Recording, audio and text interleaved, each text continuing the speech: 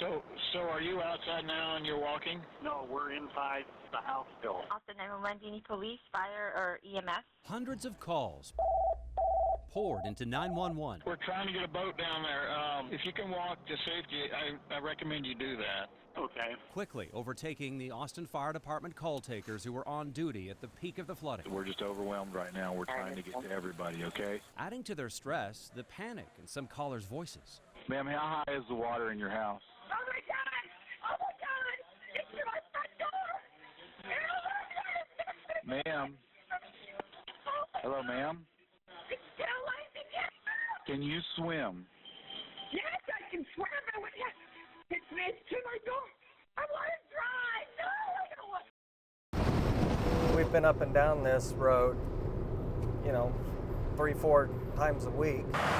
Working in Austin, but living in San Antonio, Gary Raj is on the road before the sun comes up, after it goes down, most times in the dark. When it's raining and when you're in the fog, all you're looking for is white lines. Lately, though, he's been looking for something else. Well, it's completely unfair. Last month, the City of Austin crew came out to work on a sewage line outside Alejandro Puyana's house. He must have... And that's when it all started backing up until it had nowhere to go except back into his house, bubbling up through his commodes and bathtub drains. It took him over 3 hours. The switch from film to digital is powerful.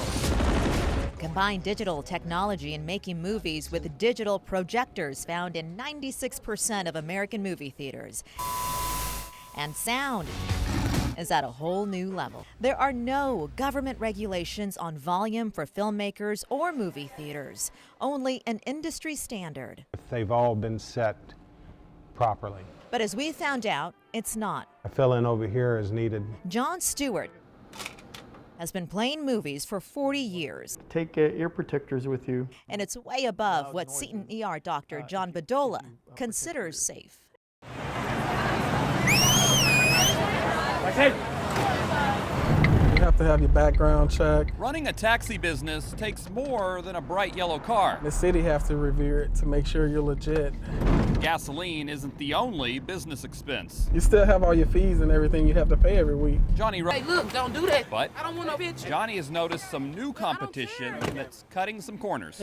They're playing by their own rules. While trying to do his business, he sees it taken away by regular-looking SUVs and vans.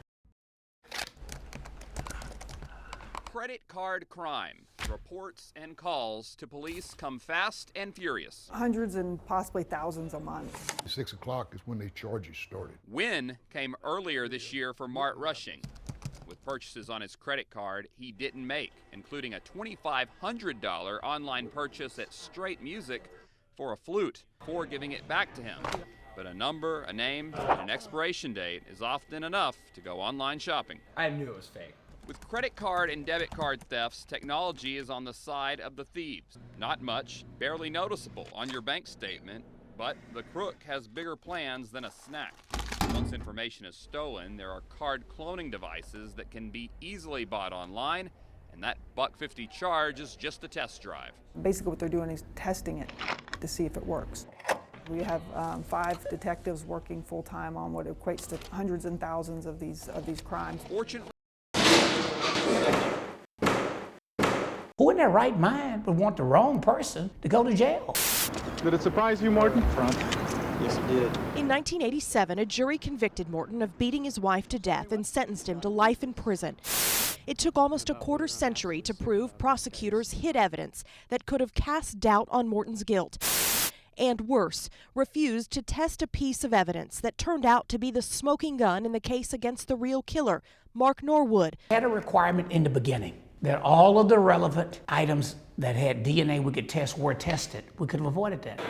But since lawmakers didn't allocate any additional money for more testing in the last session, a DPS spokesperson says the department will be asking for a bigger budget in the next session. Money that will ultimately come from taxpayers. The real question is whether you want to spend more money on the front end to get the right person, maybe avoid having the person who did it from walking away free. But it's not just the money. DPS says its crime lab is overloaded, but that could mean longer wait times for test results, possibly keeping violent killers on the streets longer too. LCRA does not monitor them the way water use in your house is measured and billed. I would encourage LCRA to consider at least metering these people. Do you believe the straw should be banned? No. We asked the head of LCRA to respond to complaints from those who believe these straws, paying customers or not, should all be pulled. LCRA claims the water drawn by straw users, legal or not, is just a drop in the bucket. So we did the math. Turns out their use is less than 1%. Still, that amount is enough to drain Lake Marble Falls, the smallest of the Highland lakes, in 2 years. I think the worst part was when we found her and I realized what had happened. The drugs, the alcohol, the entire picture. I didn't want to get out of bed for days. A terrifying journey last March lasted several long weeks. For this Travis County mother of a 14-year-old, whom we'll call Darcy, it began innocently. We were putting internet messages out. We were putting search parties together. We were going door to door. Darcy says a woman and her boyfriend approached her with promises that fit right in with this teen's experiment with freedom. The couple told me, "We have clothes for you, we have food." Darcy had run away before, a typical teen pushing back against the rules at home. But she always returned on her own. This time, though, within days, this 8th grader and another teen she met along the way would be anything but free. They gave me a weird looking pill. I took it. And I didn't care. As the days folded together, Darcy recalls her childhood was quickly lost to an adult who had promised her an escape. A name for it, child sex trafficking, a form of modern-day slavery.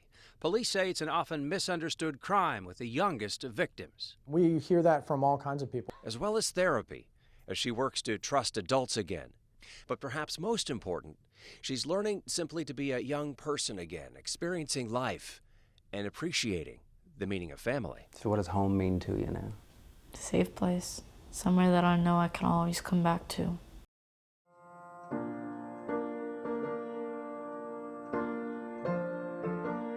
It's Emmy Gibbons' wedding day. You don't smile, your dress looks beautiful. Time goes by so quickly the day of. It's on the bar. This bride learned that lesson quickly.